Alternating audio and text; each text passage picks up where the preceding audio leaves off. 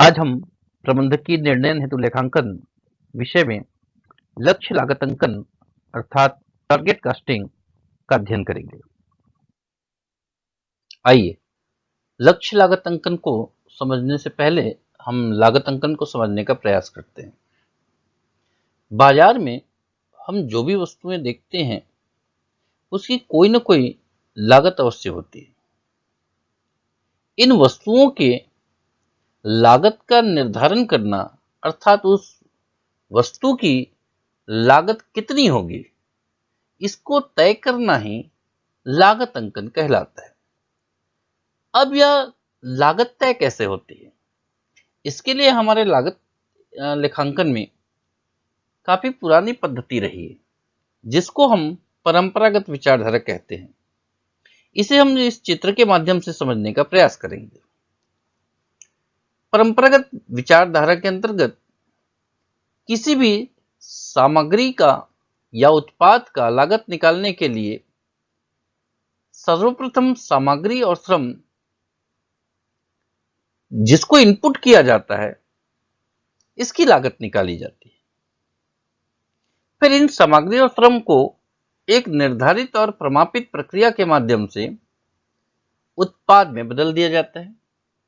इस प्रक्रिया में और भी कुछ खर्च होते हैं जिसको हम ऊपरी व्यय कहते हैं।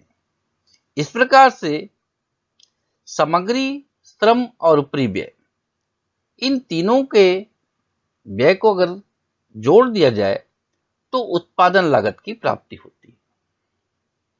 अब उत्पादक स्वाभाविक सी बात है कोई न कोई लाभ लेना चाहेगा, तो उत्पादन लागत में उनके द्वारा चाहे गए लाभ की राशि को जोड़ दिया जाए तो यह विक्रय मूल्य कहलाएगा।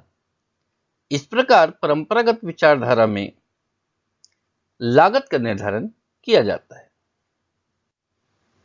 हमने परंपरागत विचारधारा में देखा कि किसी भी उत्पाद की लागत सामग्री और श्रम की लागत और उस उत्पाद के उत्पादन प्रक्रिया की लागत पर निर्भर करती है। अर्थात ये जितना ज्यादा होंगे उस वस्तु या उत्पाद की लागत भी उतनी अधिक होगी। लेकिन यह सोचने वाली बात है कि क्या ग्राहक उस लागत पर, उस विक्रय मूल्य पर उस वस्तु को खरीदना चाहेगा। वर्तमान परिदृश्य में हम देखते हैं तो बड़ी गला काट प्रतिस्पर्धा देखने को मिलती है। ऐसे में यह जरूरी नहीं कि हमारा उत्पाद जिस मूल्य पर बनता हो उसी मूल्य पर ग्राहक उसको लेने के लिए तैयार हो। इसी समस्या को देखते हुए एक नए विचारधारा का जन्म हुआ जिसको हम लक्ष्य लागत अंकन कहते हैं। इस विचारधारा के अंतर्गत किसी उत्पाद या सेवा की लागत को प्रक्रियाओं के भरोसे नहीं छोड़ा जाता, बल्कि इसमें उत्पाद के मूल्यों का निर्धारण बाजार में ग्राहकों के विश्लेषण के आधार पर किया जाता है। अर्थात बाजार में उस उत्पाद को कितने रुपए में बेचा जाए जिससे से ज्यादा ग्राहक हम आकर्षित कर सके। इस प्रकार बाजार के आधार पर विक्रय मूल्य का निर्धारण किया जाता है। इस विक्रय मूल्य के आधार पर उस उत्पाद के संभावित लागत का निर्धारण किया जाता है। अर्थात यदि 100 रुपए अगर उस उत्पाद का मूल्य तय किया जाए और 20 रुपए का हम लाभ चाहते हैं तो उस वस्तु की लागत जो होगी वह 80 रुपए होगी। इसी लागत को हम लक्ष्य लागत भी कहते हैं। इस प्रस्तावित लागत को देखते हुए उत्पाद की प्रक्रिया तय की जाती है। इस प्रक्रिया में इस बात का खास ध्यान दिया जाता है कि जो लागत जो टारगेट किया गया है, जो तय किया गया है, उसी के अनुरूप प्रक्रिया और तकनीक अपनाई जाती है। साथ ही साथ हम इस चित्र में और आगे देखें तो हमको यह भी दिखता है कि इसी प्रक्रिया के माध्यम से ही हम सामग्री और श्रम उस प्रक्रिया के आधार पर हम अबाधित रूप से पूर्ति करने का प्रयास करते हैं। इस प्रकार लक्ष्य लागत अंकन जो है एक नई विचारधारा है जिसमें मूल्यों का निर्धारण सर्वप्रथम किया जाता है और इसके आधार पर ही बाकी सारी प्रक्रियाएं जो है वो तय की जाती है। जैसा कि हमने पिछली स्लाइड में चर्चा किया है, जिससे यह बात सामने आती है कि लक्ष्य लागत अंकन एक ऐसी पद्धति है जिसमें बाजार या ग्राहक विश्लेषण के आधार पर विक्रय मूल्य का निर्धारण किया जाता है।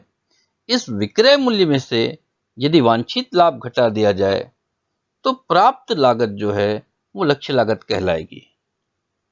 इस प्रकार लक्ष्य लागत अंकन एक विशिष्ट पद्धति है जिसमें मूल्यों का निर्धारण पहले किया जाता है और इसके आधार पर लागत का निर्धारण किया जाता है। आइए हम कुछ परिभाषाओं पर हम नजर डालते हैं। इसमें पहली परिभाषा है, लक्ष्य लागत अंकन एक बाजार आधारित लागत है जो उस विक्रय मूल्य का प्रयोग करते हुए आंकलित की जाती है जो पूर्व निर्धारित बाजार अंश को प्राप्त करने के लिए आवश्यक है। इस परिभाषा में इस बात पर विशेष जोर दिया गया है कि एक निश्चित बाजार अंश को प्राप्त करने का लक्ष्य लेकर हम मूल्य का निर्धारण करते हैं और उस मूल्य के आधार पर ही हम लागत का निर्धारण करते हैं। दूसरा परिभाषा है, लक्ष्य लागत विशिष्ट कार्यात्मक विशेषता एवं गुणों वाले प्रस्तावित उत्पाद के अनुमानित विक्रय मूल्य एवं लक्षित लाभ का अंतर है। दूसरे परिभाषा में लक्ष्य लागत को परिभाषित किया गया है। इसमें एक जो विशेष बात कही गई है कि उत्पाद जो है उसकी गुणवत्ता निश्चित रहेगी और उसके आधार पर ही उनका अनुमानित विक्रय मूल्य निकाला जाएगा और जिसके माध्यम से लक्ष्य लागत की गणना की जाएगी।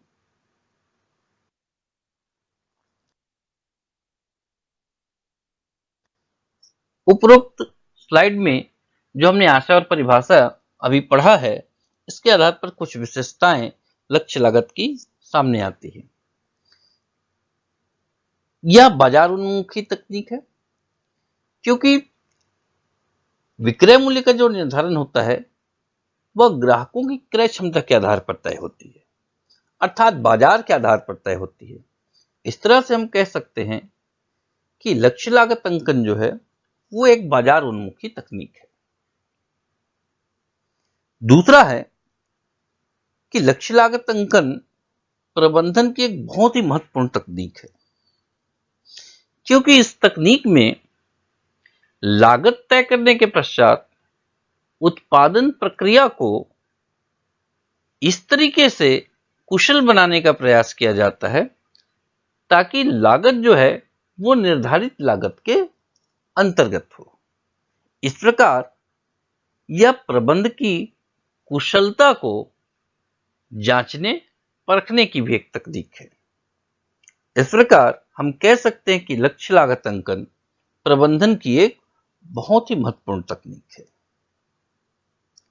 तीसरी जो महत्वपूर्ण विशेषता है कि इस पद्धति के अंतर्गत उत्पाद के डिजाइन से लेकर सामग्री, श्रम और ऊपरी व्यय के कुशल प्रयोग और मितव्ययिता वांछनीय है क्योंकि हम बाजार के आधार पर जो लागत तय करते हैं वो स्वाभाविक सी बात है प्रतियोगी मूल्य होता है और उस मूल्य पर ही हमको अपने उत्पाद का उत्पादन करना होता है, जिसके कारण हमको डिजाइन भी ऐसी बनानी पड़ेगी जो कि उस लागत को पूरा करे, उस लागत के अंतर्गत हो, साथ ही साथ गुणवत्ता भी अच्छी हो।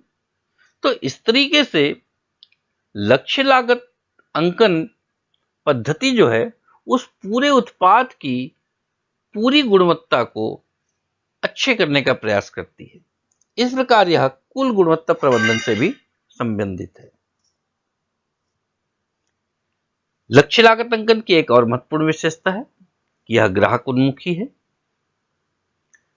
क्योंकि इस पद्धति में, जैसा कि हमने पहले ही कहा है, कि ग्राहकों की क्षमता और उनकी पसंद के आधार पर उत्पाद का निर्णय लिया जाता है, उत्पाद का निर्धारण किया जाता है।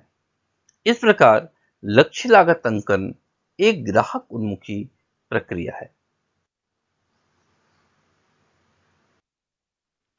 वैसे तो लक्ष्य लागत अंकन के बहुत सारे लाभ हैं। हम यहाँ पर कुछ महत्वपूर्ण बिंदुओं पर चर्चा करेंगे, जिसमें पहला है मितव्ययिता। चूंकि लक्ष्य लागत अंकन पद्धति के अंतर्गत उत्पाद की लागत का निर्धारण बाजार पर आधारित होता है, इसलिए इसकी लागत काफी सीमित होती है और इस सीमित लागत के अंतर्गत ही हमको सारी उत्पादन प्रक्रिया और सामग्रियों की आपूर्ति को सुनिश्चित करना होता है। इसलिए स्वाभाविक सी बात है कि यहां पर मितव्ययिता की आवश्यकता होती है। इस प्रकार लक्ष्य लागत अंकन पद्धति जो है मितव्ययिता को प्रोत्साहित करती है। दूसरा हमारा बिंदु है उत्पाद विशिष्टीकरण। चूंकि लक्ष्य लागत अंकन ग्राहकों के आधार पर उत्पादों का निर्धारण करता है। उत्पाद किस प्रकार के हों, उत्पाद की कीमत क्या हो, ये ग्राहकों के आधार पर तय होता है। क्योंकि ग्राहकों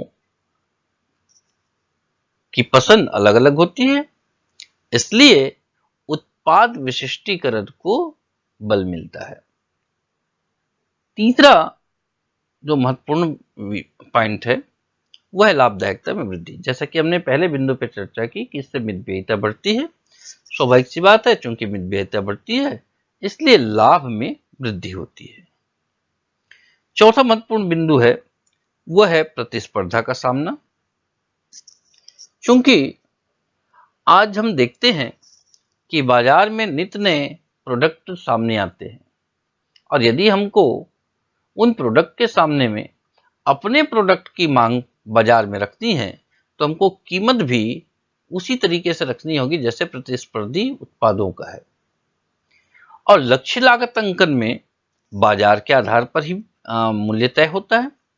इस तरह से हम प्रतिस्पर्धा का आसानी से सामना कर सकते हैं। अगला बिंदु है निश्चित उद्देश्य। चूंकि लक्ष्य लागत अंकन में पहले ही विक्रय मूल्य तय हो जाते हैं, उसके आधार पर कितनी लागत में हमको उत्पाद का निर्माण करना है यह भी तय हो जाता है। इस तरह से इसके आधार पर प्रक्रियाएं भी तय हो जाती है। तो एक उद्देश्य की स्पष्टता सभी कर्मचारियों और प्रबंधन के सामने में स्पष्ट होती है।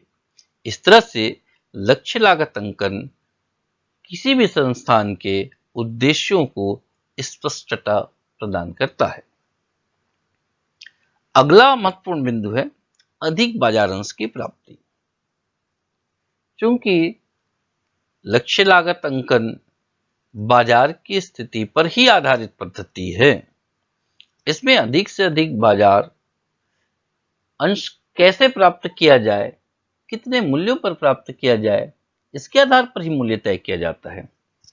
तो इससे अधिक से अधिक बाजार की प्राप्ति इस पद्धति से हो सकती है। अंतिम जो महत्वपूर्ण विषय है वो है नवप्रवर्तन। चूंकि हम पहले भी चर्चा कर चुके हैं कि इसमें सीमित लागत के अंतर्गत ही हमको अपनी समस्त प्रक्रियाओं को पूरी करनी होती है। स्वाभाविक सी बात है, हम चाहेंगे कि सीमित लागत के अंतर्गत ही हम अपनी समस्त प्रक्रियाओं को पूरा कर सके। इसके लिए नए तकनीक, नए तरीकों की आवश्यकता होगी और यह नवप्रवर्तन को प्रोत्साहित करती है। इससे हम नए तरीके इजाद करने की कोशिश करेंगे जिससे कि हम अपने लागत को सीमित कर सके। दूसरी बात कि ग्राहकों द्वारा भी उनकी मांग भी नए नए उत्पादों की होती है, जिससे कि हम कुछ नया करने का प्रयास करते हैं। इस तरह से एक संस्थान में नव प्रवर्तन की भावना बलवती होती है।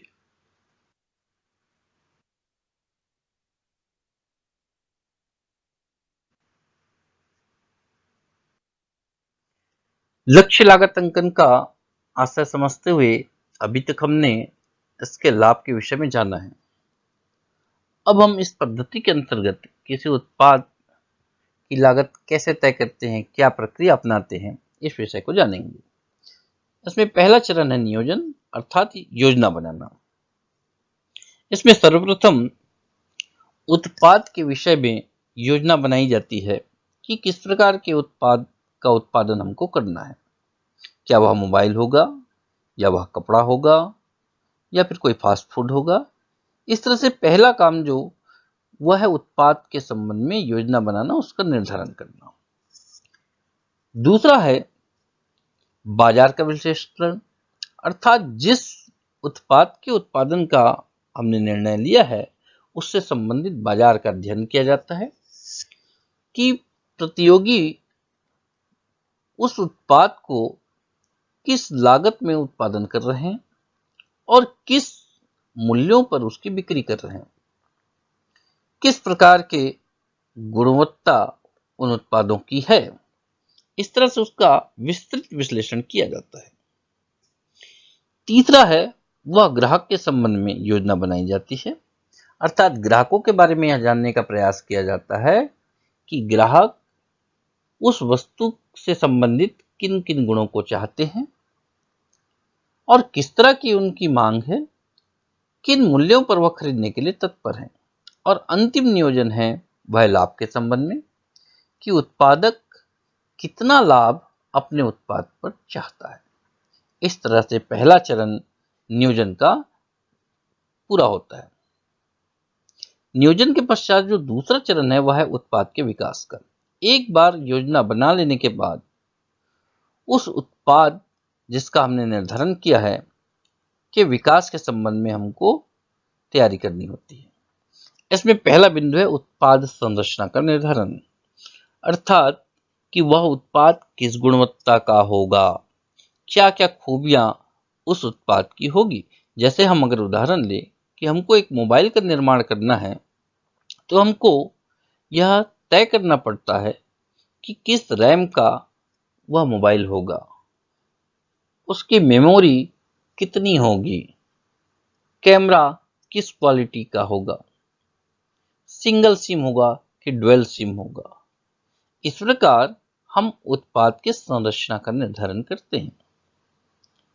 इस संरचना के आधार पर लागत के कौन कौन से घटक होंगे अर्थात कौन कौन सी सामग्री की हमको आवश्यकता होगी, श्रमिकों की किस तरह की श्रमिकों की आवश्यकता होगी। इन सभी बातों का लागत के अलग अलग जो घटक हैं इनका हम निर्धारण करते हैं। इसमें अंतिम चरण है वह है कुल लागत का निर्धारण अर्थात उत्पाद के उत्पादन होने में लगने वाले सभी लागतों को एकजाई करके एक अनुमानित कुल लागत की गणना यहां पर की जाती है। इस तरह से नियोजन और उत्पाद विकास के दो चरण पूरे होते हैं। अगला चरण है वह उत्पादन प्रक्रिया। इसमें पहला बिंदु है निर्माणी प्रक्रिया का सतत मूल्यांकन। जब उत्पादन प्रारंभ हो जाता है तो यह आवश्यक है कि उत्पादन प्रक्रिया पर पूरी नजर रखी जाए क्योंकि इसके आधार पर ही लागत को हम सीमित कर सकते हैं। इस प्रकार यदि किसी भी प्रकार की परिवर्तन की आवश्यकता हो तो उत्पादन प्रक्रिया में परिवर्तन भी किया जाना चाहिए। यदि कोई सुधार की आवश्यकता हो तो सुधार किया जाना चाहिए। इस निर्माणी प्रक्रिया को निर्बाध गति से चलने के लिए श्रम और सामग्री की भी आवश्यकता होगी। इनकी पूर्ति की व्यवस्था भी इस चरण के अंतर्गत की जाती है। अंतिम स्टेप है वह है समन्वय। नियोजन यानी योजना बना ली गई है, उत्पाद के संरचना के संबंध में निर्धारण कर लिया गया है, उत्पादन की प्रक्रिया भी तय कर ली गई है, परंतु जब तक इन सभी में समन्वय ना हो तब तक लक्ष्य लागत अंकन के लक्ष्य को प्राप्त नहीं किया जा सकता। चूंकि यह पूरी प्रक्रिया कई स्तरों पर की जानी है, इसलिए सभी में समन्वय आवश्यक है। इस प्रकार लक्ष्य लागत अंकन का अंतिम जो चरण है वह है समन्वय। इस प्रकार लक्ष्य लागत अंकन के ये 4 महत्वपूर्ण स्टेप हैं। आइए अब हम लक्ष्य लागत निर्धारण की विधियों के संबंध में जानते हैं। इसकी 3 प्रमुख विधियां हैं, जिसमें पहली विधि है अंतर्विधि। इस विधि के अंतर्गत बाजार में मांग के अनुसार प्रतियोगियों के मूल्य के आधार पर एक अनुमानित विक्रय मूल्य तय किया जाता है। उस विक्रय मूल्य में से चाहे गई लाभ को घटा देने पर जो लागत मिलती है, इसे ही हम टारगेट कॉस्ट या लक्ष्य लागत कहते हैं। उदाहरण स्वरूप कहें तो कोई मोबाइल को हम 600 रुपए में बाजार में बेच सकते हैं और हम 100 रुपए का लाभ इसमें कमाना चाहते हैं। इस प्रकार उस मोबाइल की जो लक्ष्य लागत हुई वो 500 रुपए होगी। दूसरी विधि जो है वह है योग पद्धति। यह पद्धति जो है हमारी पुरानी जो परंपरागत पद्धति है उस पर ही आधारित है। इसके अंतर्गत उत्पादन के जो 3 प्रमुख घटक हैं, सामग्री, श्रम और उपरिव्यय, इसका पूर्व के आंकड़ों के आधार पर, लेकिन वर्तमान में मांग है उसके आधार पर एक अनुमानित लागत ज्ञात की जाती है और इस लागत को ही हम लक्ष्य लागत कहते हैं। इस पद्धति की सबसे बड़ी कमी यही है कि इसमें वर्तमान में बाजार मूल्य का ध्यान नहीं रखा जाता है। उदाहरण के लिए, यदि हमको यह अनुभव हो कि हमारा मोबाइल 400 रुपए में इसका उत्पादन होता रहा है, तो वर्तमान में जितनी मांग बाजार में होगी उसको ध्यान में रखते हुए यदि लागत तय की जाए तो इसको हम योग पद्धति के अंतर्गत लक्ष्य लागत निर्धारण कहेंगे। तीसरी जो पद्धति है वह है मिश्रित पद्धति, अर्थात इसमें पहले और दूसरे पद्धति दोनों का एक तरह से योग है। इस पद्धति के अंतर्गत पुराने आंकड़े के आधार पर लागत तो प्रस्तावित की जाती है, परंतु उसको ही स्वीकार नहीं किया जाता, बल्कि विभिन्न विभागों द्वारा वर्तमान में जो तकनीक है और बाजार मूल्य है उसके आधार पर पुराने आंकड़ों के द्वारा जो प्रस्तावित लागत है उसको रिवाइज करते हुए, उसमें सुधार करते हुए नई लागत तय की जाती है। इसको हम मिश्रित पद्धति कहते हैं। इस पद्धति में पहले दोनों पद्धतियों के गुण मिलते हैं। इस प्रकार से हमने देखा कि लक्ष्य लागत निर्धारण की 3 प्रमुख विधियां हैं।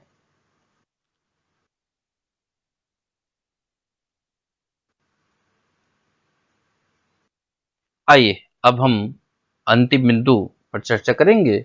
अभी तक हमने जितना अध्ययन किया है इसके आधार पर परंपरागत और लक्ष्य लागत अंकन, इन दोनों में कुछ अंतर हमको स्पष्ट हुए होंगे। हम इसको इस स्लाइड के माध्यम से हम चर्चा करेंगे। इसमें पहला बिंदु है कि परंपरागत लागत अंकन में विक्रय मूल्य की गणना लागत में वांछित लाभ को जोड़कर की जाती है, जबकि लक्ष्य लागत अंकन में हम जानते हैं कि बाजार के आधार पर पहले विक्रय मूल्य तय किया जाता है और उसमें वांछित लाभ को घटाकर लागत तय की जाती है। इसका मतलब परंपरागत लागत अंकन में पहले लागत ज्ञात होती है फिर विक्रय मूल्य ज्ञात होता है, लेकिन लक्ष्य लागत अंकन में पहले विक्रय मूल्य ज्ञात होता है फिर लागत ज्ञात होती है। दूसरा अंतर है कि परंपरागत लागत अंकन में विक्रय मूल्य के आधार पर मांग का पूर्वानुमान लगाया जाता है, अर्थात हमारी विक्रय मूल्य कितनी होगी उसके आधार पर हमारी बिक्री कितनी होगी। जबकि लक्ष्य लागत अंकन में हमको कितने ग्राहकों के बीच अपनी उपस्थिति बतानी है, कितने बाजार अंश को हमको प्रभावित करना है, इसके आधार पर विक्रय मूल्य का निर्धारण किया जाता है। अगला अंतर है कि परंपरागत लागत अंकन में